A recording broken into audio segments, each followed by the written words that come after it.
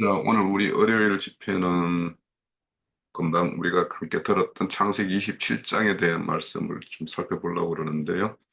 창세기 27장에는 결국에는 이제 부하들 에서와 야곱이 그 아버지의 축복을 이렇게 두고 이렇게 서로 어, 경쟁하고 최종적으로는 야곱이 축복을 받는 이야기가 이렇게 주 내용으로 담겨져 있습니다. 자, 이 내용에 대해서 우리가 다뤄볼 거는 제가 한 5개 정도의 어떤 질문지를 만들었는데요. 그 세부적인 것은 그 형제 자매님들께서 이렇게 생각해 본 것들만 이렇게 이런 말씀 주셔도 됩니다. 자, 우선 첫 번째 우리가 다뤄볼 문제는 이삭이 죽기 전에 장남을 축복하는 것에 대해서 이제 좀 살펴보는데요. 자, 여기 보면 그 이삭이 에서에게 네가 사냥 기구를 가지고 나가서 사냥해서 나에게 별미를 만들어 가져오라 이렇게 말씀을 하는 부분이 있어요. 그리고 이때 그 말하는 사냥과 사냥의 기구, 즉 여기에 화살통과 활이 이렇게 언급되어 있는데 이것들은 무엇을 이렇게 표상하는 것인가? 또 아버지가 즐겨 먹는 별미는 또 무엇을 표상하는가? 그리고 아버지 말을 엿듣는 것과 그 들은 것을 실행에 옮기는 리브가는 무엇을 이렇게 표상하는 것일까? 이거에 대해서 한번 나눠봅니다. 자, 시작을 할게요. 제가 먼저 시작하겠습니다. 이삭이 말하는 사냥과 사냥의 기구, 화살통과 활은 무엇을 의미하는가? 그래서 아론이 그 금송아지를 만들었다 이렇게 되어 있었는데 그런 그 금송아지를 조각하고 또 이렇게 그 불에다 녹여가지고 형상을 만들어 놓고 자세하게 그 이렇게 세밀하게 이렇게 조각하는 것들이 결국 무엇인가 어떤 사람의 인격을 어떤 그 사람의 그 전통과 교리로서 세뇌시키는 것을 말하는 그 사람을 세뇌하는 그런 교리들을 말하는 것이고 예수님이 말씀하실 때는 장로들의 전통과 사람의 계명 이렇게 말했다고 이렇게 보입니다. 그래서 신약 그 고린도후서 3장 6절에서는 율법 조문으로는 죽이는 것을 말하는데 그 밖에 가서 사냥한다고 하는 것들이 결국에는 사람을 그 모아서 자기 것으로 만드는 것을 말한다고 보입니다. 두 번째, 아버지 이삭이 즐기는 별미는 무엇을 표상하는가? 요한복음 4장 10절, 19절에 보면 그 물을 달라고 하죠. 사마리아 여인에게. 근데 그 여인이 왜 나한테 물을 달라고 하냐고 충박을 주니까 주님 말씀하시기를 물을 달라고는 내가 누군지 알았다면 네가 나한테 물을 달라고 했을 것이고 내가 너한테 주었을 것인데 그 물을 먹으면 영원히 목마르지 않았을 것이다 그래요.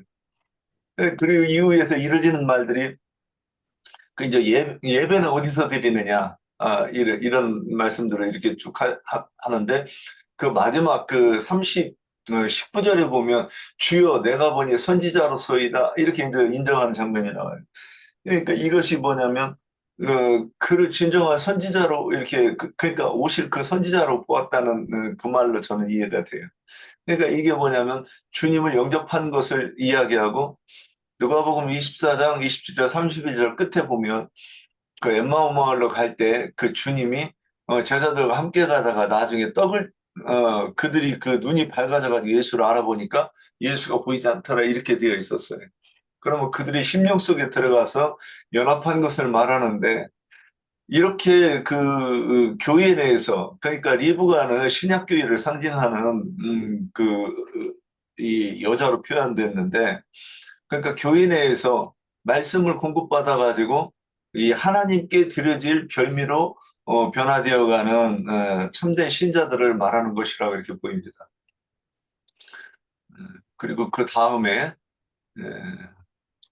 그 아버지 말을 엿듣는 것과 들은 것 그리고 그 아들한테 직접 얘기하는 것을 이렇게 보면 오늘 그 형제님이 그 엿들었다 하는 그 말을 가지고 이제 이것도 생각해야 되나 이렇게 보였어요. 그런데 왜 엿들었다고 표현이 됐을까? 그래서 그냥 나름대로 한번 이렇게 생각해 봤습니다. 딱 이렇게 생각되어지기는 그 율법 조문은 뭐 누구나 이렇게 볼 수 있는 것이고 그건 엿들을 필요가 없는 거죠. 근데 이 계시된 말씀은 마치 이 도적같이 오시는 주님으로 이렇게 표현되어 있는데 그러면 그 도적같이 오는 이 담을 뚫고 밤에 몰래 들어오는 이 도적을 볼 수 있는 것과 이 엿들은 것이 비슷한 표현이 아닐까 이런 생각을 했습니다. 그 다음에 에서가 예 여기까지 그 다음 예 그거죠 예 여기까지 1번 사냥을 한다는 것은 이제 짐승을 잡는 일이지요. 그러는데 이제 짐승은 집짐승이 있고 이제 들짐승이 있는데 들에 나가서 짐승을 잡는 것이니까 이제 들짐승을 말하는 거죠. 그래서 들짐승이라는 것은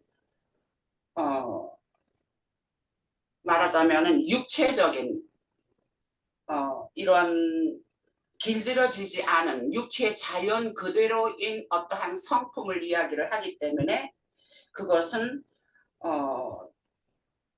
그 유대인들이 오해한 그런 율법, 모세의 율법이 아니고 모세의 율법을 오해한 그 율법을 말하는 것인데 곧 말하자면 화살통이라는 것은 그 율법을 말하는 것이고 활은 말씀 자체를 말하는 것이다 하는 것으로 생각을 해봤고요. 또 두 번째 질문은 이삭이 즐기는 별미는 무엇을 표상하는가 하는 것은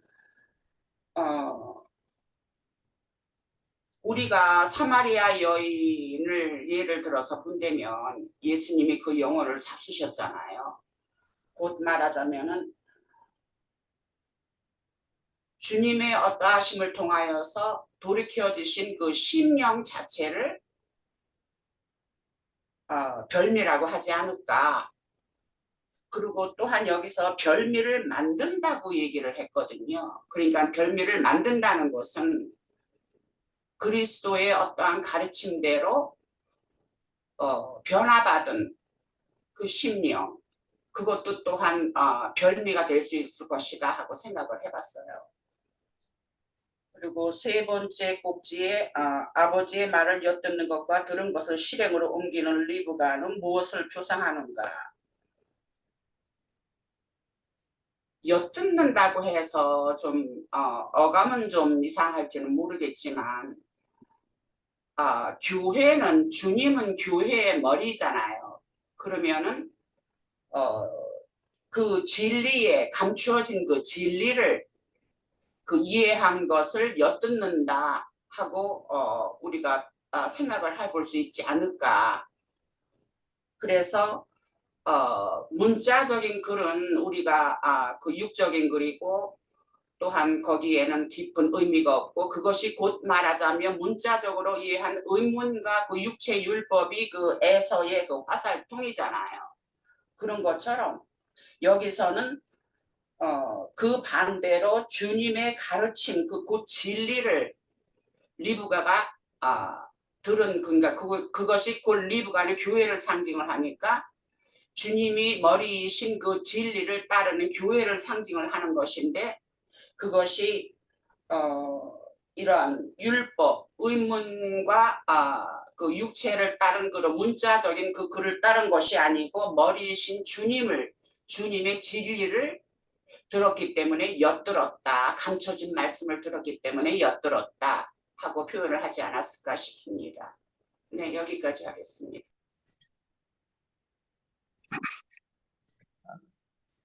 그 화살과 화살통 그리고 이렇게 사냥을 했다고 해 여기 3절에서 그런즉 내가 기고 곧 화살통과 화살을 가지고 들에 가서 그를 위하여 사냥하여 그렇게 말씀하셨는데 내가 여기 기록된 것은 화살통이라는 것은 기독교 목사들이 점치는 도구라고 내가 좀 기록을 해놨거든요. 네, 화살은 그러니까 지체들이 말씀하신 것처럼 이게 복음이죠, 말씀이고, 네, 그 사냥한다는 것에 대해서 내가 좀 의미를 뒀는데, 그 뭘 사냥하냐? 사람들의 영혼을 사냥하는 것이잖아요. 이게 그 에스겔서 내가 보니까 에스겔서 18장에 아니 저기 3장에 18절 이르기를 주 여호와의 말씀에 사람의 영혼을 사냥하려고 손목이나 부적을 꿰어 매고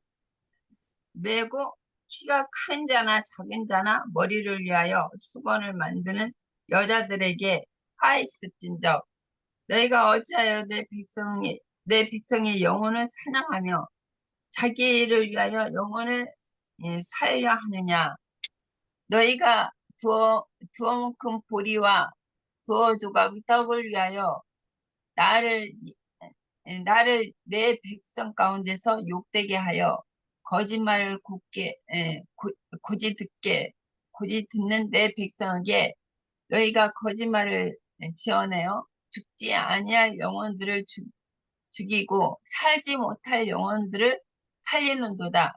그러므로 나 주 여호와가 이같이 말하노라. 내가 새를 사냥하듯 영혼을 사냥하느냐. 그 부적으로 내가 너희를 팔에서 떼어 버리고 내가 새처럼 사냥한 그 영혼들을 놓아주며 그렇게 말씀하셨거든요. 그러니까 그 여기 에스겔서 내가 지금 감기가 걸려갖고 목이 안 좋은데 그 영혼들을 사냥하는 것이죠. 그 에서는 들 사람이잖아요.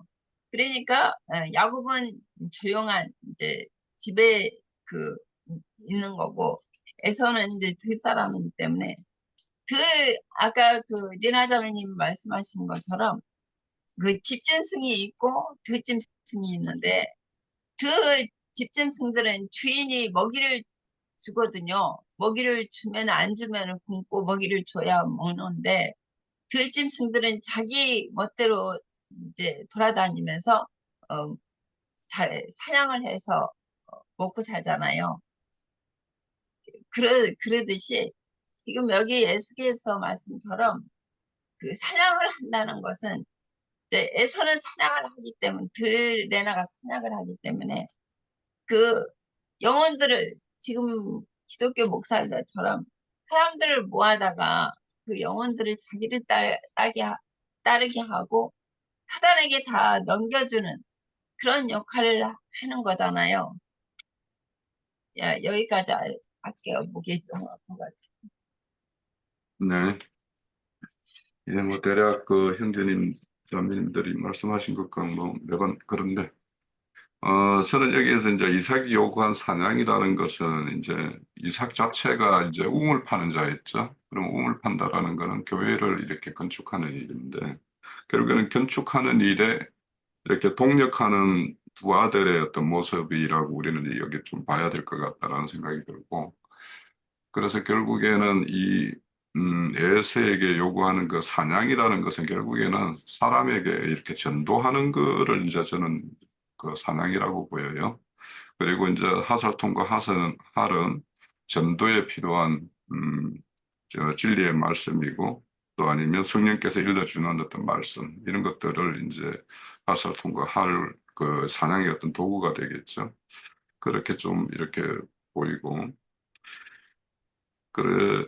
그런데 이제 문제는 뭐냐면 아까 이제 형제 자매님도 말씀하셨듯이 이 별미를 만들기 위해서는 사냥감을 그대로 별미를 만들 수는 없어요. 그래서 우선은 이 들짐승을 우리에다가 가두어서 우리 안에 있는 어떤 집짐승으로 만드는 게 먼저 우선 돼야 되고 그 들짐승의 어떤 피를 뽑는 것이 이제 결국에는 생명을 처리하는 것인데 그래서 이 별미를 만들기 위해서는 그 우리라는 그 우리 교회에 통해서 그 생명 처리, 생명이 처리되고 그 새 생명으로 이렇게 거듭나는 어떤 이런 것들이 필요하죠. 그래서 우리가 짐승을 잡으면 피째 먹지 마라 이런 거는 결국에는 이제 피를 뽑아야지 이제 별미의 재료가 되는 거죠, 결국엔. 그래서 옛 생명을 처리하고,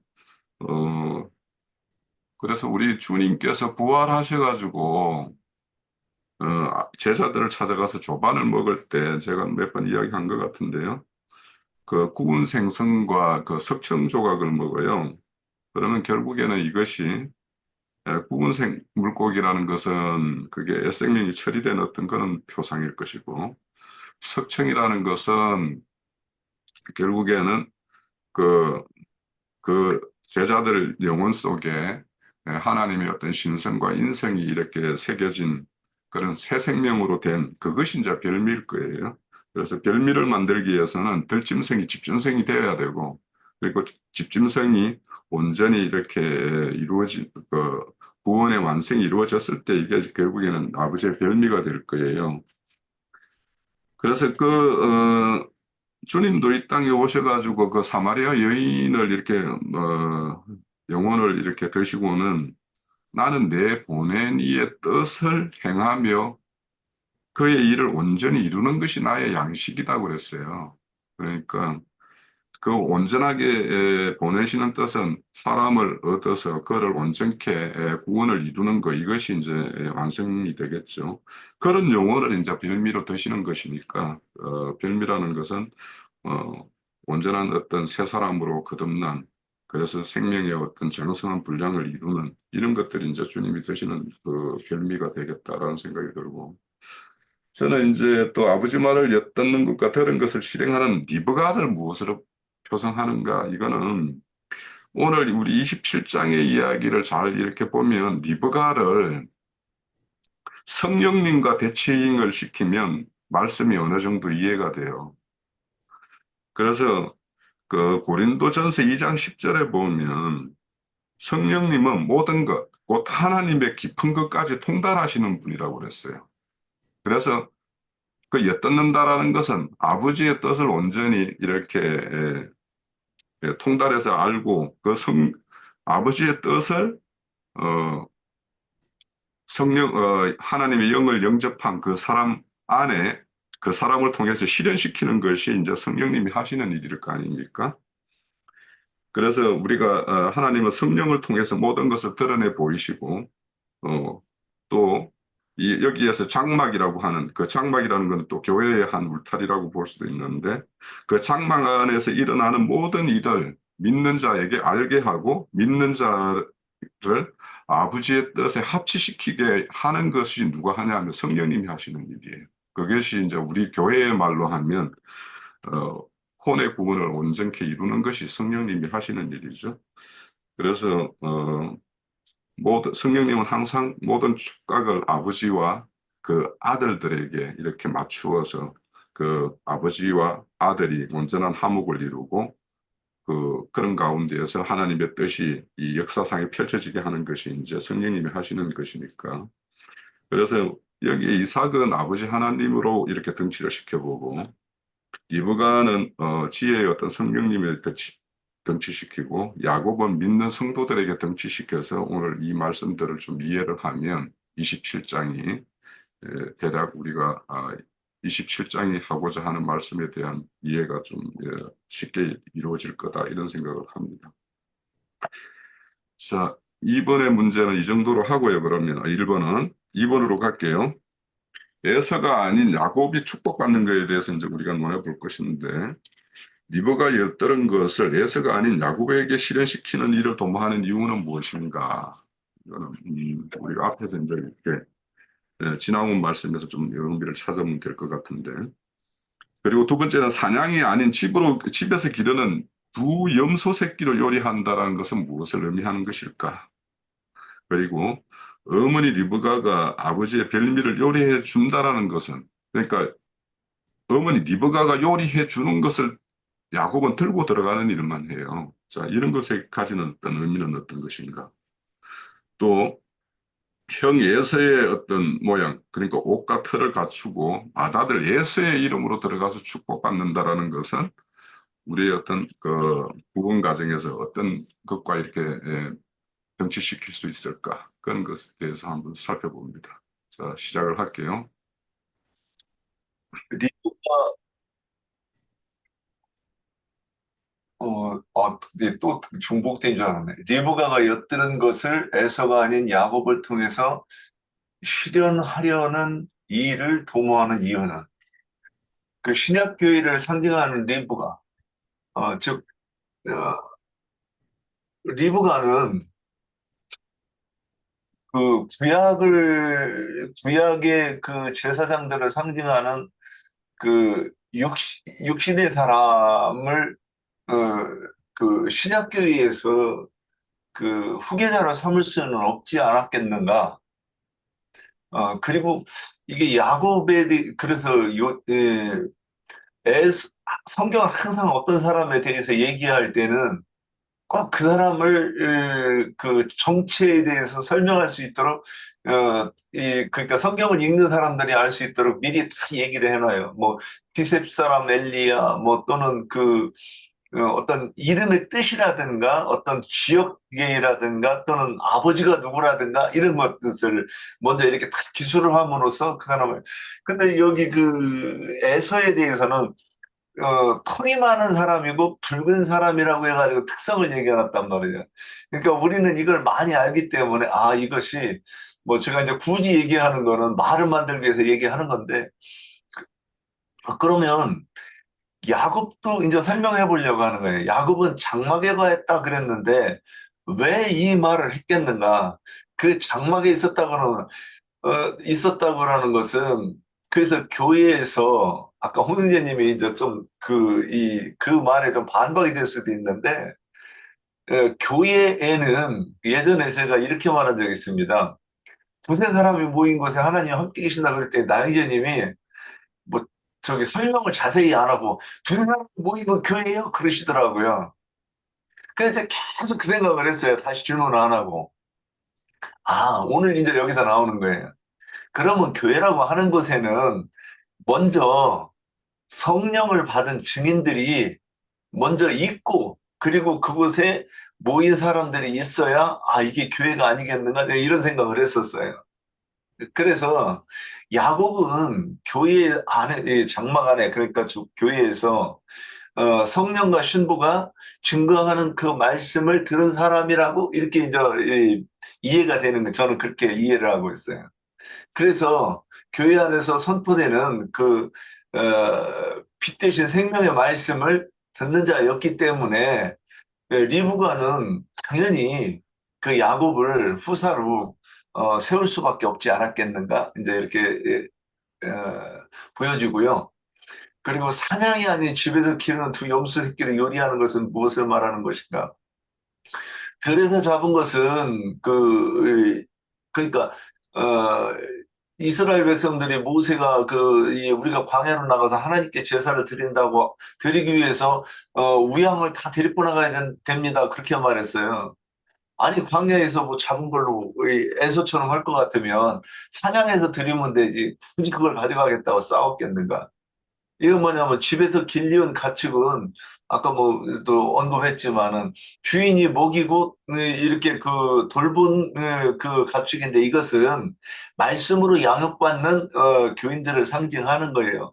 근데 아직 이 염소라고 하는 것은 아직도 들이받는 속성 그리고 털이 검은 것으로서 아직 육신의 생각이 완전히 이렇게 벗지 못한 사람을 말하는 거죠. 그러면 이 짐승이 하나님께 드실 만한 별미가 되려고 하면 그걸 잡아가지고 피를 빼고 가죽을 벗겨가지고 이렇게 한다 해가지고 불로 태우는 그 제사를 이렇게 상징해 봤을 때 육신의 모든 것이 그 성령의 불로 이렇게 태움으로 인해서 하나님께 바쳐지는 것을 예표하는 것 아니겠는가? 좀 이렇게 이제 이렇게 보여집니다.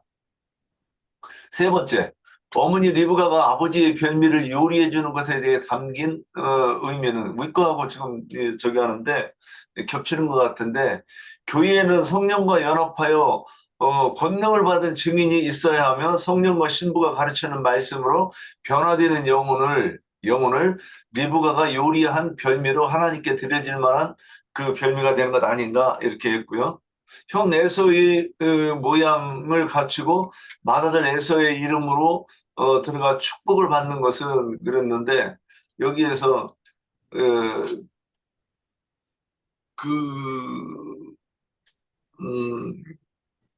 이게 그 육신의 사람을 상징하는 그 에서의 그 옷은 이 축복을 받을 때 내가 죄인이 세리와 창기가 먼저 아버지의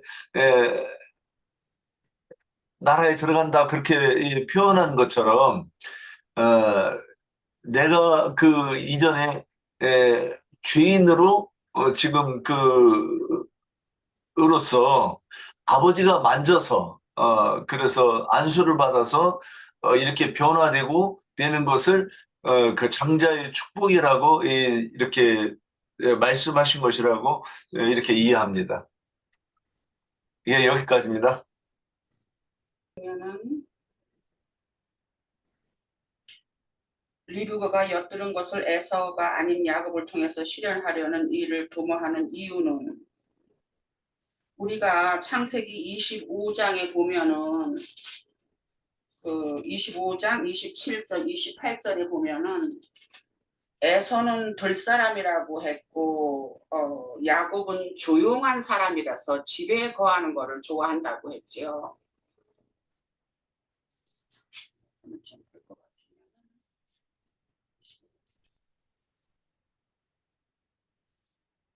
그래서 들사람이라고 할 것 같으면 거칠고 완악한 성품의 사람이라고 우리가 정의를 내릴 수가 있죠.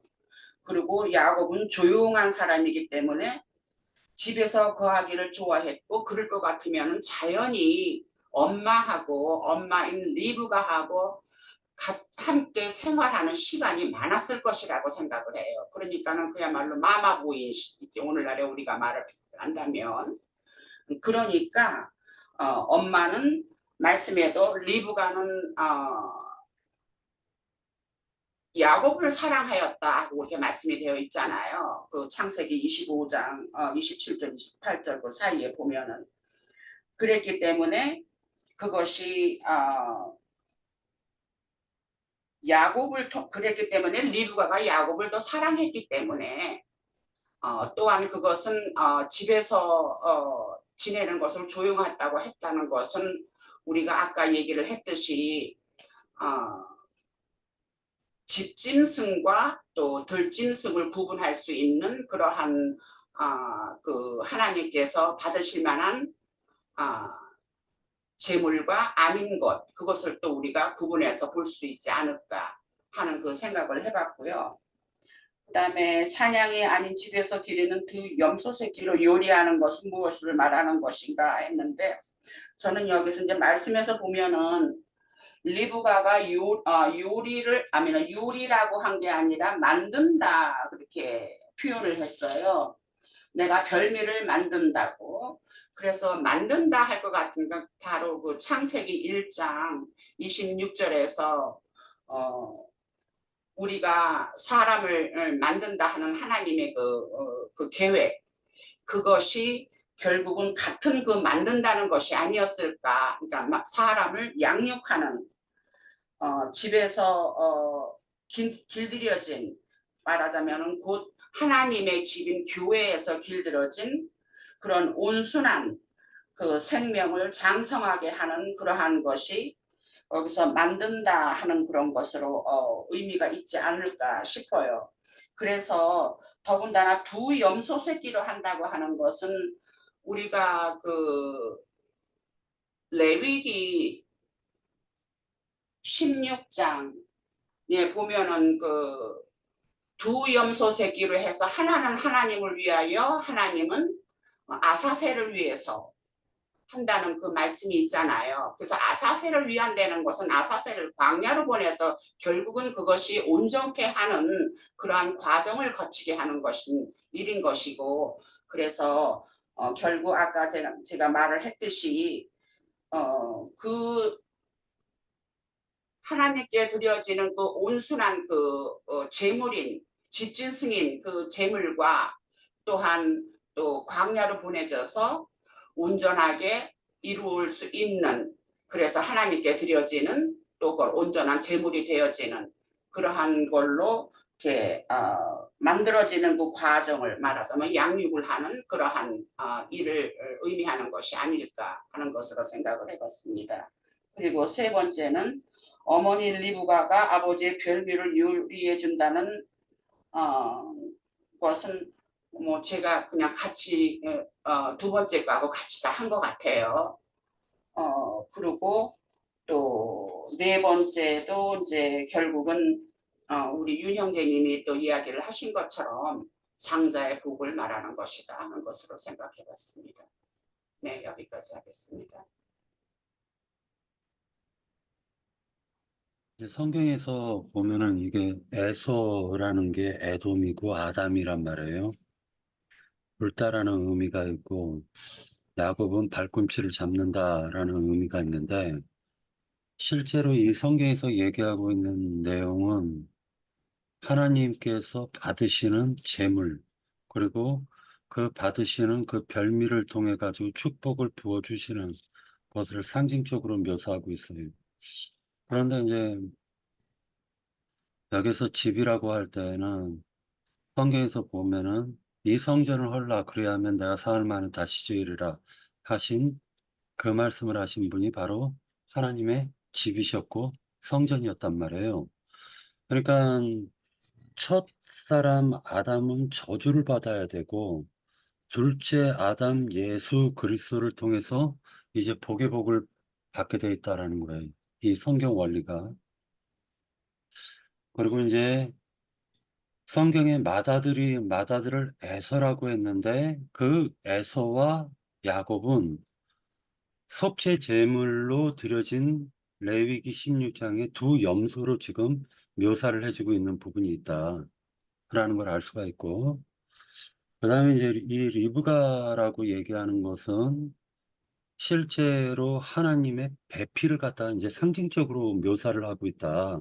그러나 이삭이 나이가 먹어가지고 앞이 잘 안 보이고 어두웠기 때문에 손으로 만져보고 냄새를 맡는 거걸랑요.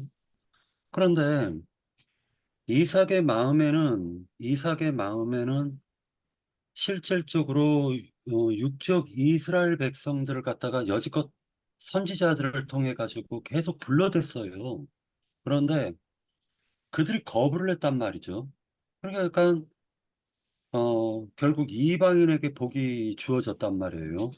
그러면 야곱은 지금 이방인들을 또한 상징하는 것이고 속사람을 상징하는 것을 의미할 수가 있다라는 거예요. 그러니까 모든 사람은 첫사람 아담으로 태어나서, 즉 장자권을 가지고 태어나는 거예요. 이건 역설적인 의미가 좀 내포되어져 있다라고 보여집니다. 그리고 구약 백성인 아브라함의 육적 혈통인 이스라엘 백성들을 의미하고 있다, 에서는. 그런데 이제 야곱은 말하자면은 교회와, 그리고 교회를 통해서 얻은 많은 성도들을 지금 의미하고 있다라고 보여집니다. 리브가 이삭이 눈이 어두웠다라는 이것은 뭐를 상징하고 있냐면은 이제 시대의 전환 끝에는 암흑기라는 것이 온다라는 것이죠. 암흑기라는 게. 그리고 이제 이삭이 즐겨 먹던 별미라고 얘기를 하고 있었는데, 실제로 이제 나중에 하반부에 보면은 27장 하반부에 보면 리브가가 마음속에 근심하고 있었던 것은, 에서가 아내를 얻었는데 해쪽 속 가운데서 두 아내를 얻어가지고 리브가 마음에 그게 굉장히 거슬렸던 거예요. 그래서 살맛이 나지를 않았다라고 기록을 하고 있습니다. 그러니까 리브가의 입장, 즉 다시 얘기해서 하나님의 배필된 그 교회, 하나님의 배필인 그 구약 교회에서는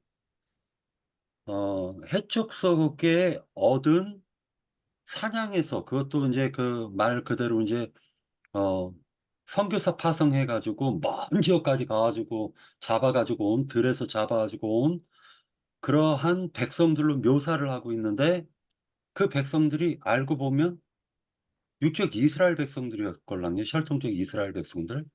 그러니까 이런 혈통적 이스라엘 백성들은 리브가의 마음에 근심이 됐던 백성들이었던 거예요.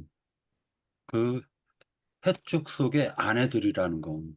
그래서 리브가가 야곱이 어차피 둘이 죽는다라고 했어요. 리브가의 관점에서는 둘이 죽는다라고 얘기를 했어요.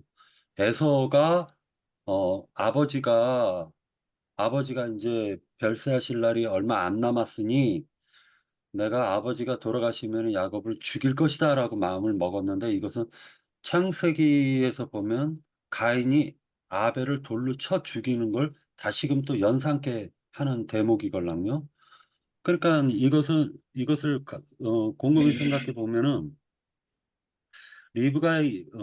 리브가가 낳은 두 아들은 실질적으로 둘로 지금 묘사를 하고 있지만은 인자 예수가 첫사람으로 오셔가지고 에서가 돼서 죽는 거고, 그리고 야곱은 그 영으로 부활하신 성령을 지금 의미하고 있다라고 저는 개인적으로 보여지고, 그 다음에 이삭은 이삭이 이제 세상을 떠날 날이 얼마 안 남은 것은 구약의 마지막 때를 얘기하고 있는 것이고, 그리고 리브가는 구약 백성들과 신약 백성 가운데서 지금 그 거듭난 생명을 얻어서 거듭난 신약 백성을 선택하겠다라는 어, 하나님의 뜻이고, 그것이 이렇게 지금 내포되어져 있는 것으로 보여집니다. 예, 여기까지요.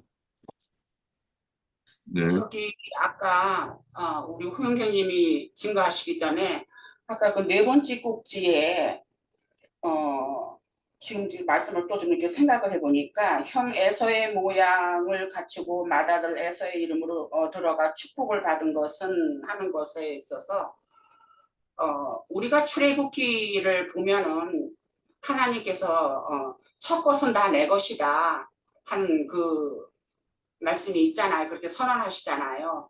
그러는 것이 이제 결국은 에서는 들 사람으로서 그야말로 천연적인 사랑 그대로인 것인데 그것이 결국은 하나님께 드려져서 다 불살라지는 거죠. 말하자면 그것이 결국은 그 제사를 지내는 그 어떠한 그 제사장이 모든 소라든가 그런 거를 이렇게 다 불살라서 전부 화제를 해서 하나님께 올려 바치는 그러한 것처럼 첫 것에 어떠한 사람의 그 태생 그 자연적인 그 완악한 그런 모든 것은 다 하나님 앞에서 심판을 받아야 되고 그러고 난 다음에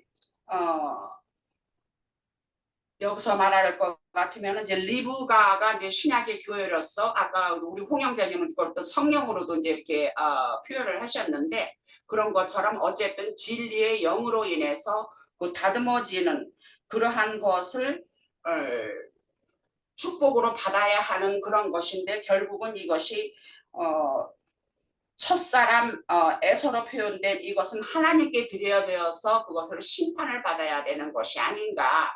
그러고는 그로부터 다시 이렇게 복을 받는 것이 결국은 그것이 장자의 복이 아닌가. 왜냐하면 장자는 그만큼 단련되고 수련되어지고 양육하는 과정을 거쳐서 온전하여진 그 그리스도의 어떠함을 받는 것이기 때문에 결국 그 이기는 자에 속하는 그 그리스도의 복을 받는 것이기 때문에 그것이 여기에서 에서의 옷과 털, 그 천연적인 그런 것은 심판을 받고 다듬어진 성령으로 다듬어진 그 진리의 영의 복을 받는 것이 결국은 이기는 자로서의 그 장자의 복이 아닌가 하는 것으로 조금 보충해 봤습니다. 네, 여기까지 하겠습니다. 네. 자, 제가 그럼 정리한 내용을 좀 드리면, 그 뭐 대략 나온 것도 있고, 제가 좀 달리 생각하는 것도 있고, 그런 것 같아요. 우선 이제 그 리브가가 엿들은 것을 에서가 아닌 야곱을 통해서 이렇게 일을 실행하는 것은 우리 그 창세기 25장 아까 그 자매님께서 말씀하셨는데 거기 보면 큰 자가 작은 자를 섬기리라는 말씀이 있어요. 그래서 결국에는 이 리브가는 하나님의 뜻은 차자에게 있구나라는 것을 이제 여기에서 알고 그래서 이제 리브가는 대중에 있을 때 하나님의 어떤 그런 뜻을 받았기 때문에 야곱을 사랑했고 이삭은 사냥하는 그 에서를 사랑했다라고 그렇게 말씀을 하고 있어요. 그래서 이제 그 우리가 이제 오늘 제가 왜 리브가를 성령이라고 하는 걸 보면요. 야곱이 축복을 받는 모든 과정을 누가 지시하고 이끄느냐 하면 리브가가 이끌어요. 그러면 이것이 우리가 교회 중에 우리의 어떤 온전함을 이루고 하나님의 어떤 축복을 받는 것은 누가 하느냐? 성령님께서 하시는 거죠.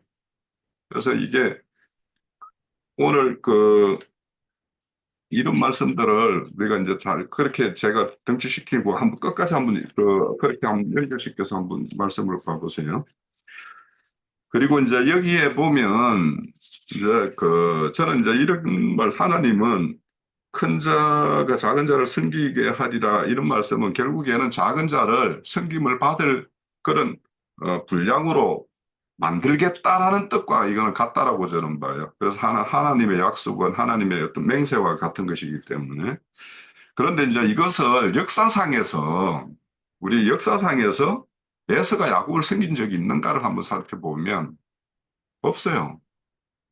그렇게 에서가 야곱을 섬겼다라고 할 수 있는 게 있나요? 그게 모르겠어요. 이제 뭐 다윗 시대 때 다윗이 에돔이고 모든 것을 이렇게 다 복속시켜서 그들로부터 이렇게 조공을 받고 하는 어떤 그런 시절이 있기 때문에 그걸 시련이라고 할 수 있는가는 모르겠는데 지금 오늘날도 보면 이런 어떤 종교인들이 신앙인들을 섬기는가 또 세상 사람들이 이런 어떤 그리스도인들을 섬기는가 그런 걸로 보면 이게 역사상에서 이런 것이 실현된 것인가? 역사상에서는 오히려 자 주님께서 이 땅에 오셨을 때 주님보다 큰 자가 없죠. 그런데 우리 마태복음 18장 그 4절인가 보면 어린아이와 같이 자기를 낮추는 자가 천국에서 큰 자라고 그랬어요. 그리고 마태복음 20장 26절에서 28절 사이에는 너희 중에 누구든지 크고자 하는 자는 너희를 섬기는 자가 되고 어뜸이 되고자 하는 자는 너희의 종이 될 것이다 라고 말씀하셨고 인자가 온 것은 섬김을 받으려 하면 오히려 섬기려 왔다 이랬어요. 그래서 참 생명의 세계가 이 불의한 역사상에 오면 오히려 큰 자가 작은 자를 어떻게 섬기는 그래서 이런 것이 되고 이 시연은 그 큰 자가 작은 자를 섬기리라고 하는 것은 역사상에는 그렇게 되고 실제적으로 이제 우리 그 계시록 4장에 보면 그 가서는 이제 생명의 큰 자를 작은 24장로들이 어린 양을 이렇게 온전히 찬양하고 경배하는 어떤 모습이 나타나요. 그래서 이게 역사상에서의 어떤 큰 자와 작은 자의 어떤 관계와 온전한 생명 세계에서의 어떤 큰 자와 작은 자가 전혀 이렇게 다른 어떤 형태로 나타난다. 그래서 우리 그 마태복음에도 보면 너희가 대접받고자 하면 대접받고자 하면은 뭐 대접 무슨 말씀이죠? 그게 그 말씀이 있죠. 대접을 받고자 하는 대로 너희도 남을 대접하라 그렇게 했죠. 그러면은 그때 그 말씀에서 이미 주님이 이 땅에 오셔서 그분께서 우리를 먼저 아들로서 이렇게 나아갈 수 있는 그런 길을 열고 우리가 그분을 이렇게 구원주로 영접한 자를 아들로 이렇게 대접을 했어요, 먼저. 그러면 그것을 우리가 그런 사실을 아는 우리는 이제는 하나님을 우리가 이렇게 섬기고 경배하는 어떤 그런 자가 되죠. 그래서 이 에서와 야곱의 어떤 관계에서 역사상에서의 우리 이 말씀의 어떤 실현과 주님이 이 땅에 오셔서 했던 거 이걸 견주어 보면 아마 실제적인 어떤 이 세상에서 이루어지는 일과 교회 중에서 그러면 생명세계인 교회에서 이루어지는 일과 또 온전한 어떤 천상세계에서 이루어지는 일 이런 것들을 이렇게 보면 이 말씀의 의미를 우리가 좀 새롭게 새겨볼 수 있을 것이다라는 생각이 들고요. 그리고 이제 두 마리 새끼는 저도 이거는 그렇게 봤어요. 이건 대속죄일에 그 염소 두 마리로 이렇게 제물로 드리죠. 하나는 죽여서 하나님께 드리고 하나는 강ля신 그 아세살에게 이렇게 드리는데 결국에는 이거는 이제 주님께서 인자 예수로서 하나님께 드림이 되는 거고 아사셀에게 보내지는 것은 이제 주님의 어떤 제자들이 주님에 의해서 파송되어서 그들에 의해서 이제 이렇게 순교당하고 이 가면 아세살이 낭떠러지에서 밀어서 이제 이렇게 죽이죠. 그것도 살아서 간 어떤 염소 새끼도. 그래서 그거는 이제 우리와 같은 주님의 길을 가는 제자들이 이렇게 다른 하나의 살아있는 염소 새끼로서 이렇게 하나님께 드려지는 어떤 그런 모습으로 이제 이렇게 비춰지는 모습이기 때문에 저도 이 염소 새끼 두 마리는 그런 걸로 봤고요. 결국에는 이제 두 마리 염소 새끼로 이렇게 별미를 만들어서 이렇게 아버지가 이렇게 드시는 어떤 별미가 되는 것은 결국에는 하나님과 죄인들 사이에 화평을 이룰 수 있는 그 어떤 복음의 증거가 결국에는 이제 별미가 될 것이라고 이제 생각이 되어져요. 그리고 이제 이 별미는 사람에 의해서 만들어지는 것이 아니라 성령님에 의해서 온전히 이렇게 만들어진 것을 우리는 그것을 들고 나가는 거죠. 그러니까 제자들이 나갈 때 자기 말로 해서 전도를 하는 것이 아니고 성령께서 말하게 하심에 따라서 말하는 것이 이제 여기에서 우리가 별미로서 이렇게 주님이 되시는 어떤 하나님이 되시는 것이나 그 어떤 그 우리의 어떤 복음 전파로 해서 우리가 먹여서 교회로 인도해야 될 어떤 자들이나 교회에서 목양을 해서 장성한 생명으로 자라게 하는 것이 다 이게 주님께서 온전하게 하신 그 복음의 내용이 별미겠다라는 생각을 하게 되고요. 그리고 이제 형 예서의 모양 옷과 털을 갖추고서 이 맏아들로 이름을 축복받는 것은 이거는 우리의 축복은 다 이 맏아들이신 주님에 의해서 우리가 축복을 받는 거죠. 그분의 맏아들에 속한 우리는 아들들로서 어떤 축복을 받는 거예요. 요거는 우선은 이제 이런 축복을 받으려면 종이 아닌 아들이 되어야 되죠. 아들이어야지 이런 축복을 받을 수가 있죠. 그래서 이 아들은 하나님의 영을 이렇게 부음받은 자가 이제 아들이라고 이제 말씀을 하고 있어요. 그거는 이제 그 서신서 그 갈라디아서도 이제 언급되어 있고 로마서에서도 언급되어 있어요. 그래서 우리가 받은 것은 종의 영이 아니고 양자의 영이다 이렇게 말씀을 하고 있고 그리고 이제 여기에 그 말씀 로마서 8장 16절을 한번 보실래요? 로마서 8장 16절에 보면 성령이 친히 우리 영과 더불어 우리가 하나님의 자녀임을 증거한다라고 이야기했죠. 그러면 여기에서 리브가가 야곱을 완전히 에서의 모양으로 다 갖추어서 이제 이렇게 아버지께 드려요. 그러니까 아버지께 이렇게 나아가서 축복받는 것은 장자의 이름으로서 받는 것이 차자로서 이름으로는 절대 받을 수가 없어요. 그래서 예수의 이름으로 이렇게 나아가고 예수의 모양으로 가서 나가는 거예요. 그래서 우리가 이제 이사야서에 보면 사람의 인간의 어떤 어느 더러운 옷에 비유하고 있고 그래서 우리가 서신서에 보면 그리스도로 옷 입는다 이렇게 말을 하죠. 그러니까 여기에서 예서를 이렇게 들 사람이다 이런 걸로 상징해서 볼 것이 아니라 여기에서 예서의 옷이라는 것은 장자의 옷, 그리스도의 옷에다가 이렇게 비유해서 우리가 좀 봐야 되지 않을까라는 생각이 들고 그래서 이제 로마서 8장 29절에도 보면 하나님이 미리 아신 자들을 또한 그 아들의 형상을 본받게 하기 위하여 미리 정하셨으니 이는 그들로 많은 형제들 중에 맏아들이 되게 했다라고 해요. 그러니까 그분은 맏아들로서 하나님의 어떤 축복을 이렇게 받아오면 우리는 그에 속한 아들들이 되어서 우리의 어떤 분깃대로 이렇게 받아 누리는 것이 우리의 어떤 천국의 삶의 원리라는 것은 우리가 다 이제 이해를 좀 가지고 있을 거라는 생각이 들고요.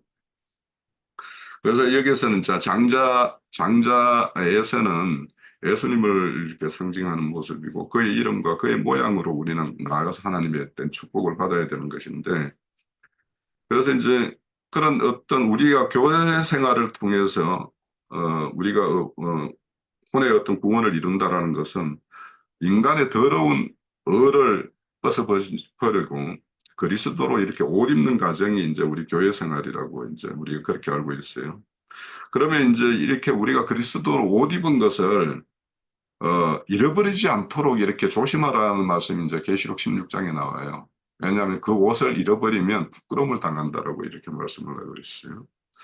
그래서 우리가 이렇게 지금 아버지 이삭 앞에 에서의 어떤 모양을 갖추고 이렇게 나아가는 것은 우리도 예수 그리스도의 우리의 맏아들이신 예수 그리스도의 어떤 모양과 형상을 입고 그의 어떤 축복을 받는 것 이런 것들을 이제 저는 상징한다고 이렇게 보여집니다. 자, 아사셀에게 보내는 염소는 죽이는 게 아니라 접근할 수 없는 땅까지 염소를 끌고 가서 거기서 염소를 아사셀에게 놓아줘 버리고 오는 거예요. 죽이는 게 아니에요. 절벽에 떨어뜨리거나. 그러니까 죽어야 되는 걸로 예수님께서 아는데. 아사셀에게 바쳐주는 그 염소가 되어서 성령의 이끌 광야에서 시험을 받는 것을 아사셀 염소로 또 표현이 돼요. 그러니까 그 또 십자가에서 죽으셨던 그 대속의 피를 위한 염소도 되시는 거니까 인자 예수님은 두 가지 역할을 다 하셨다라고 저는 보여주고 있습니다. 그리고 이것은 레위기 16장 21절을 보시면은요.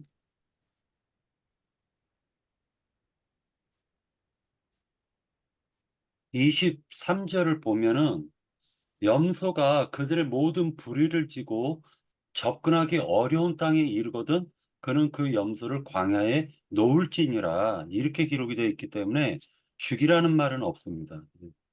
네.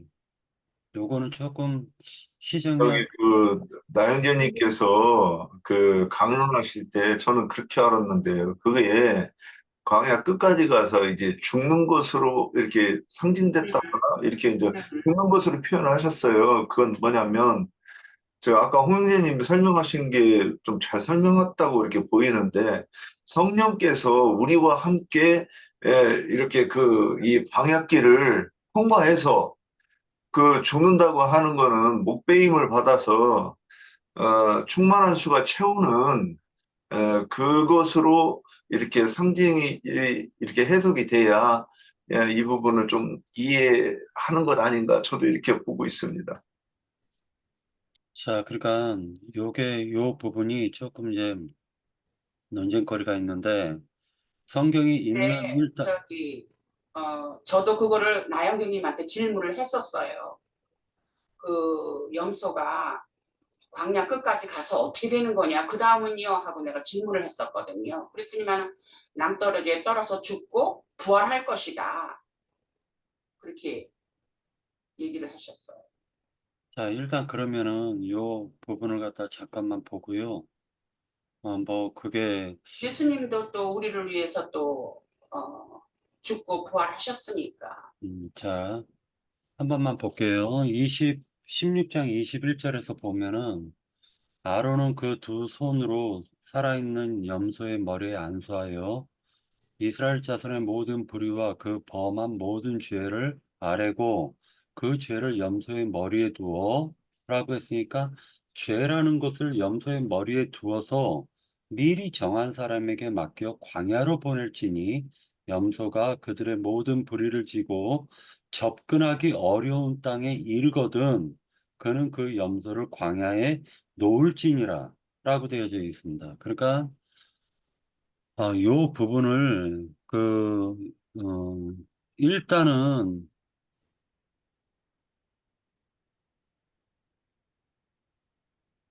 영적 해석은 그 낭떠러지에서 떨어뜨려 죽일지는 모르겠지만 일단은 그 문자대로는 죽이는 것은 없어요.